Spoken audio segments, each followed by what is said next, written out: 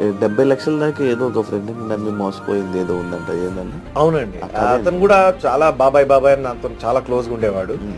నేను ఏ ప్రాపర్టీ చూసినా కూడా అదొద్దు బాలేదు, ఇదొద్దు బాలేదు, అది ఇదని ఆఖరికి వాళ్ళ నాన్నని కూడా తీసుకొచ్చి చూపిస్తే వాళ్ళ నాన్న కూడా ఇది బాలేదు, అది బాలేదు అని చెప్పేసి అది ఈరోజు ఆ ప్రాపర్టీస్ నేను ఎంత తక్కువ అమౌంట్‌లో నాకు అప్పుడు దొరికిందంటే హ్మ్.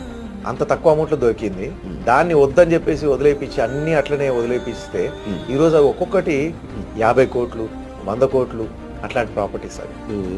ఆ! ఈవెన్ మణికొండలోనే 2 ఎకర్స్ 11 lakhsకే ఇస్తామన్నారు. ఆ! మణికొండలో 2 ఎకర్స్ 11 lakhsకి ఇస్తామన్నారు. ఆ!